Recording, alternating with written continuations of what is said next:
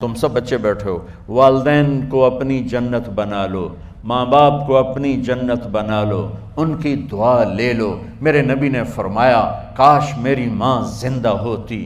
ماں کا خاص طور پر منشن کیا، میری ماں کیوں کہ باپ کو تو دیکھا ہی نہیں اور ماں کو دیکھا ہے 6 سال۔ میری ماں زندہ ہوتی اور میں عشاء کی نماز کے مصلی پہ کھڑا ہوتا اور میرے گھر سے میری ماں کہتی محمد، تو میں ماں کے لیے نماز توڑ دیتا۔ میرا نبی کہہ رہا ہے۔ اور جب آپ حج پہ تشریف لے گئے اور ابوا کے میدان سے گزرے جہاں میرے نبی کی والدہ کا انتقال ہوا تھا، اس بات کو 57 سال گزر چکے ہیں۔ 6 برس کی عمر میں مدینہ سے نکلے 3 افراد، میرے نبی کی ماں، میرے نبی کے والد کی باندی ام ایمن، وہ بھی ماں ہیں، انہوں نے بھی دودھ پلایا تھا میرے نبی کو۔ 2 مائیں ہیں، ایک دودھ پلانے والی، ایک پیدا کرنے والی، اور ایک میرے نبی ہیں۔ جب ابوا کے پہاڑوں میں پہنچے تو اچانک ہارٹ اٹیک سے حضرت آمنہ 25 سال کی عمر میں انتقال فرما گئیں، اور میرے نبی نے اتنا اس کا غم لیا۔ 6 سال کا بچہ، میں سن 2000 میں وہاں گیا تھا، میرے آنسو نہیں رکنے کو آ رہے تھے کہ کہاں میرے نبی کی ماں کو اللہ نے اٹھایا، نہ کوئی آسرا، نہ کوئی سہارا، نہ کوئی رشتہ، نہ کوئی جھولی، نہ کوئی چھاؤں، ایسے تنہا یتیم کر دی۔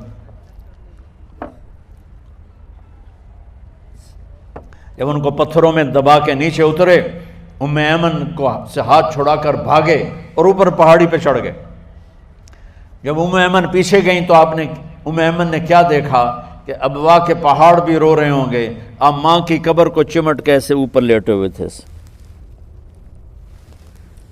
قبر کو پکڑا ہوا تھا، اوپر لیٹے ہوئے تھے۔ جب ام ایمن قریب آئیں تو سنا آپ کہہ رہے تھے اماں جی آپ کو تو پتہ تھا آپ کے سوا میرا کوئی نہ تھا، آپ مجھے چھوڑ کے کہاں چلی گئی، کیوں چلی گئی؟ 6 سال کا بچہ پہلی موت دیکھ رہا ہے تو ان کو سمجھ میں نہیں آ رہا کہ میری ماں کے ساتھ ہوا کیا ہے۔ ام ایمن نے اٹھانا چاہا، آپ نے اٹھنے سے انکار کر دیا۔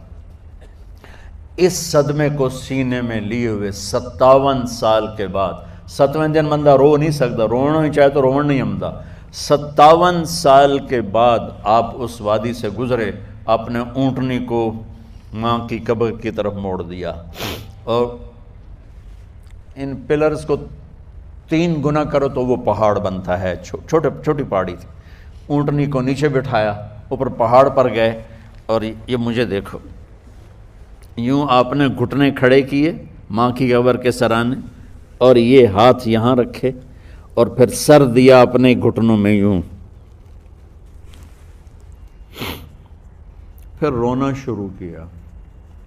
اتنا روئے، اپریل کا مہینہ تھا، دھوپ سر پہ پڑ رہی تھی، ہم تو ٹھنڈی دھوپ میں بیٹھے ہیں، شدید دھوپ میں بیٹھے تھے، اور اس کنڈیشن میں یہ بچوں کا سٹائل ہوتا ہے جب لمبا رونا ہو تو وہ یوں بیٹھتے ہیں سر اندر دے کر۔ اتنا روئے کہ آپ کی داڑھی ساری آنسوؤں سے بھر گئی، سینہ تر ہو گیا، احرام تر ہو گیا، اور کئی گھنٹے بیٹھ کے روتے رہے۔ 2 جہان کے سردار ہو کر تمنا کر رہے ہیں کاش اماں تو زندہ ہوتی، تو مجھے کہتی محمد میں تیرے لیے نماز توڑ دیتا۔ اور میرے نبی نے، یہ بچیاں غور سے سنو، میرے نبی سے پوچھا گیا یا رسول اللہ قیامت کب آئے گی؟ آپ نے فرمایا یہ تو اللہ کو پتہ ہے۔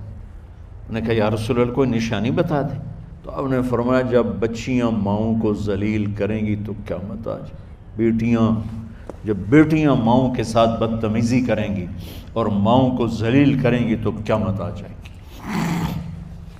ایک ماں بیٹی کو میں بھول نہیں سکتا، ماں کے موٹے موٹے آنسو گر رہے تھے، اور بیٹی ماں سے کہہ رہی تھی بھوک نہیں، ہماری اپنی پنجابی زبان، بھوک نہیں، اوئے ہوئے ہوئے ہوئے، یہ تو ہم نوکر کو کہتے ہوئے ڈرتے ہیں، وہ ماں سے کہہ رہی تھی بھوک نہیں، یعنی بکواس نہ کر، رو آگے چپ، صرف آنسو اس کے گر رہے تھے ایسا۔ شاید وہ یاد کر رہی تھی کہ 9 مہینے کیسے اس کو میں نے پیٹ میں پالا، جنتے ہوئے کتنی تکلیفوں سے گزری، اور اس کو دودھ پلاتے ہوئے کتنی راتیں میں نے کاٹ کاٹ کے گزاریں، اور اس کے پیشاب دھوتے ہوئے کتنی دفعہ میں سردی میں ٹھٹھری، اور آج یہ مجھے کہہ رہی ہے بھوک نہیں۔ اس لیے میرے نبی نے فرمایا جس نے ماں باپ کو دکھ دیا، سنو غور سے بچوں سارے سنو، جس نے ماں باپ کو دکھ دیا اس پہ اللہ کی لعنت، اس پہ فرشتوں کی لعنت، اس پہ زمین آسمان کی لعنت، نہ ان کی نماز قبول ہے، نہ روزہ قبول ہے، نہ صدقہ قبول ہے۔ میرے نبی کی زندگی کا دوسرا روپ حقوق العباد، نماز حقوق اللہ میں آ جاتی ہے، میں حقوق العباد کی تھوڑی سی وضاحت کر رہا ہوں۔ ماں باپ زندہ ہیں تو دعا لے لو۔ والدین سے کہتا ہوں بچوں کو عزت دو، جہاں اولاد ماں باپ کے حقوق ہیں وہاں اولاد کے حقوق ہیں، اولاد کو عزت دو، اولاد کو عزت دو، اولاد کو عزت دو۔ بہت سی اولاد کی نافرمانی کا ذریعہ ماں باپ بن رہے ہیں، سختی کر کے، زبردستی کر کے اور ٹھونس کر چیزیں نوکروں کی طرح سلوک کر کے۔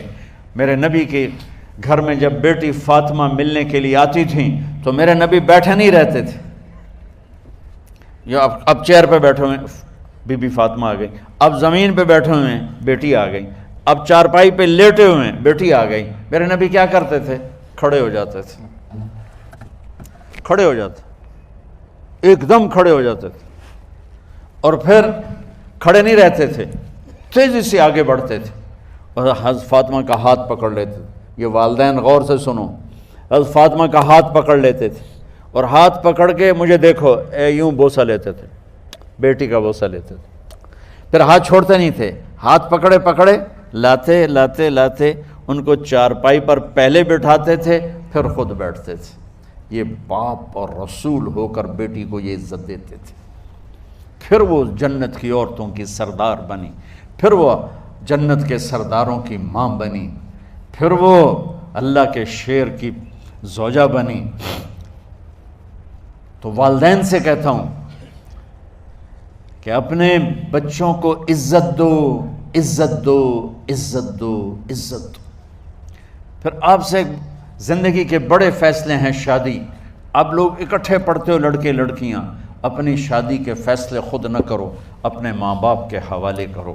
اس میں شرافت بھی ہے، اس میں برکت بھی ہے، اس میں رحمت بھی ہے، اور اس میں والدین کی دعائیں بھی ہیں۔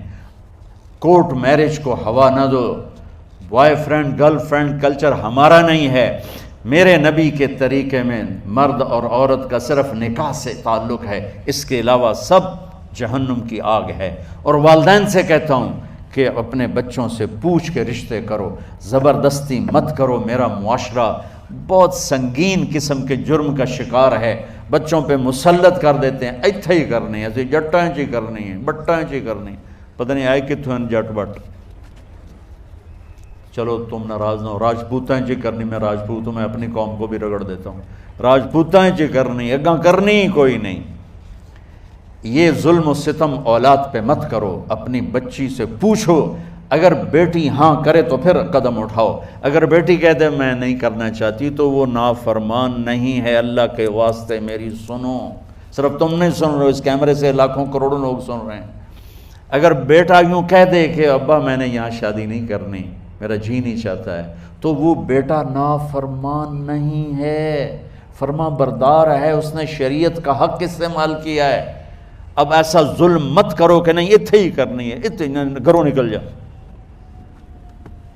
زندگی تم نے تو نہیں گزارنی، زندگی تو بچے نے گزارنی، میں قربان جاؤں۔ ایک حدیث سنو پہلے، پھر اگلی بات سناتا ہوں۔ ما تزوجت وما زوجت الا بوحی من السماء نزل به جبریل۔ لوگو سنو، میں نے جہاں شادی کی، میں نے جہاں بیٹی کی شادی کی، پہلے آسمان سے جبریل فرشتہ اللہ کا حکم لے کر آیا، پھر میں نے قدم اٹھایا۔ سمجھ گئے میری یہ بات؟ سمجھ گئے سارے؟ اب اگلی سنو۔ حضرت علی فاطمہ کا رشتہ لینے آ گئے اور جبریل ان سے پہلے آ گئے کہ یا رسول اللہ فاطمہ علی کے لیے ہے۔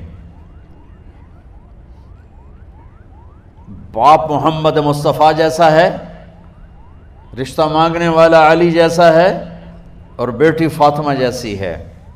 اور آپ پوچھتے ہیں علی کیسے آئے؟ وہ شرم کی وجہ سے کچھ کہہ نہ سکے، چپ۔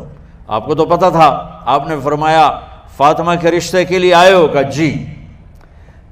تو جبریل تنال بیٹھا ہوا ہے کہ یا رسول اللہ اتھے ہی کرنا ہے۔ آپ نے ہاں نہیں کی، آپ نے کہا انشاءاللہ، اور یہ کہہ کر اٹھ گئے۔ انشاءاللہ نبی کا ہاں ہی ہوتا ہے، لیکن جبریل کے آنے کے باوجود اور اللہ کے کہنے کے باوجود میرے نبی کو بھی پتہ ہے کہ یہ رشتہ یہاں کاتب تقدیر نے لکھ دیا ہے، لیکن امت کو سبق سکھانے کے لیے آپ گھر تشریف لے گئے۔ بیٹی فاطمہ کہ جی یا رسول اللہ، کہا علی کا رشتہ آیا ہے، میں ہاں کر دوں؟ سبحان اللہ۔ میں اپنے دیہاتی بچیوں پہ مجھے رونا آ گیا کہ جنہیں پتہ ہی نہیں ہوتا سانو کہیں دے نال بندے پہ جانور ہے یا انسان ہے۔ علی جیسا داماد، چلو علی کو چھوڑو، فاطمہ کو چھوڑو، جبریل آیا بیٹھا ہے، جبریل آیا بیٹھا ہے۔ اس کے بعد فاطمہ سے پوچھنے کی کیا بات ہے؟ جبریل آ کر کہہ رہا یا رسول اللہ، اللہ کہہ رہا ہے فاطمہ علی کے لیے ہے اور علی فاطمہ کے لیے ہے، اور پھر آپ کہتے ہیں بیٹی فاطمہ ہاں کر دو۔ ہماری تو آج کی بیٹیاں انکار نہیں کرتی، چپ کر کے گاں ماش طرح بن چھڑ دین کلے نال۔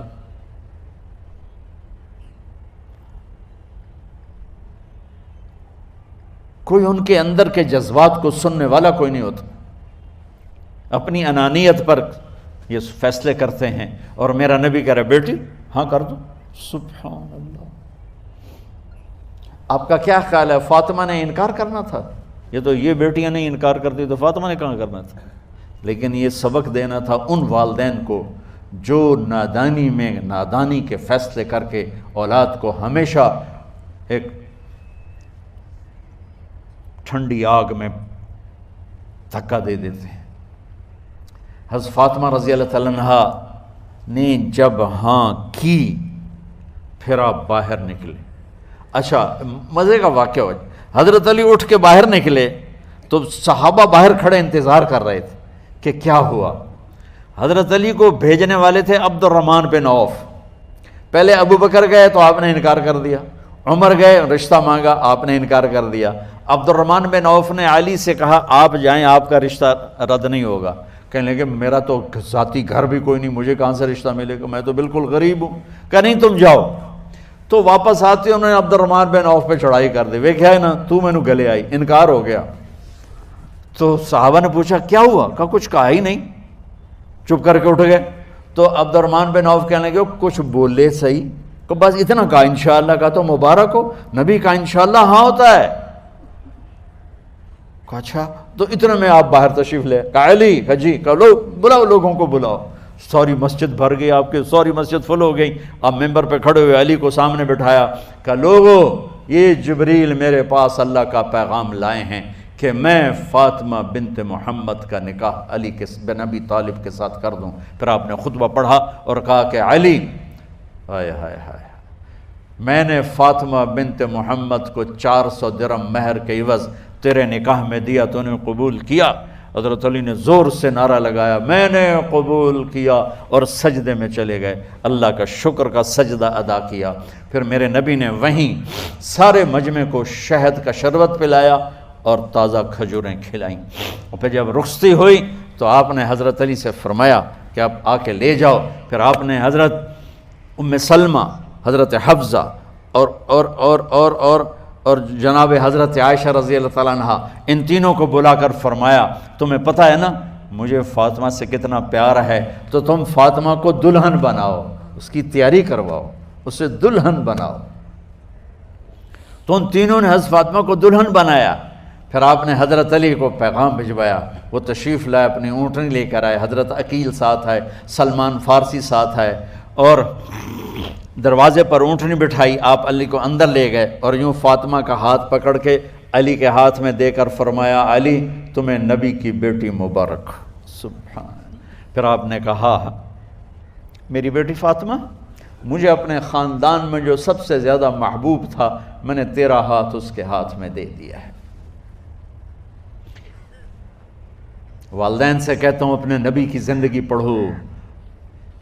میرا درد ہے کہ ہماری ثقافت میں اسلام داخل نہیں ہوا، ہمارے عبادت میں اسلام آ گیا، بہت سارا مجمع مرد عورتوں کا نمازی ہے، حاجی ہے، عمرے کرتے ہیں، لیکن ثقافت میں نبوت کی جھلک دکھائی دے، ثقافت میں اللہ کا نبی دکھائی دے، وہ نہیں ہے۔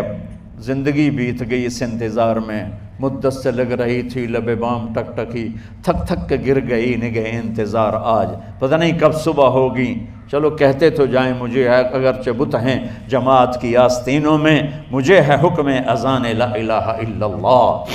والدین کے ذمہ ہے اولاد کو عزت دینا، ان کے سب سے بڑی خواہش میں ان کا احترام کرنا کہ زندگی انہوں نے گزارنی ہے، اور آپ کے ذمہ ہے والدین کے آگے سر جھکا دینا۔ اللہ کے واسطے کورٹ میرجز اور خفیہ شادیاں یہ نہ ہماری ثقافت ہے نہ یہ انسانیت ہے، ہمیشہ دکھ دردوں میں زندگی گزرتی ہے کہ اصل زندگی تو موت کے بعد آنے والی ہے۔ تو والدین پڑھیں شریعت کو، اولاد بھی پڑھے اپنے نبی کی زندگی کو۔ ایک شخص حضرت عمر کے پاس آیا ایک بیٹے کو لے کر، کہا امیر المومنین یہ میرا بیٹا بڑا نافرمان ہے اور مجھے بہت تنگ کرتا ہے۔ حضرت عمر کے پاس لاٹھی ہوتی تو انہوں نے یوں اٹھائی، وہ کہنے لگا حضور معافی دیا جائے، ایک میری گل سن لو۔ آپ نے فرمایا کیا؟ کہنے لگا ماں پیو دے بڑے حق ہیں، بالکل ٹھیک ہے، پر کوئی ساڈا حق بھی ہے ماں پیو تے؟ آپ نے کہا ہاں۔ آپ نے کہا ہاں۔ کہنے لگے ذرا وہ بتا دیں۔ کہا پہلا حق ہے اچھی ماں تلاش کرے، نیک عورت تلاش کرے۔ دوسرا حق یہ ہے نام اچھا رکھے۔ تیسرا حق یہ ہے اس کو قرآن کی تعلیم دے۔ کہا جی پھر سن لو حضرت جی، میرے پیو کو پوچھو اس حبشی عورت نال شادی کر کے مینوں حبشی ماں دیتی، انہوں کوئی عرب ماں ہی نہیں لتی، میرا پہلا حق اس مارے ہے۔ دوسرا سن لو، اس نے میرا نام جولان رکھا ہے، جولان گندگی کے کیڑے کو کہتے کہ اس نے میرا نام جولان رکھا ہے۔ اور تری سن لو، اس آج تے مینوں قرآن دی شکل نہیں وکھائی، حضرت عمر ہوئی سوٹا ہو دے سر تے پھیر دے کہ پہلے تیری مالش کراں پھر ایدی کر سکتا۔ تو آج کے والدین بھی اپنی اولاد کے بارے میں بہت بہت بہت غافل ہیں، اور اولاد کا بھی حال یہی ہے، چونکہ ماں کیا ہے باپ کیا ہے اولاد کیا ہے، یہ شریعت، یہ قرآن بتاتا ہے، یہ میرے نبی کی زندگی بتاتی ہے۔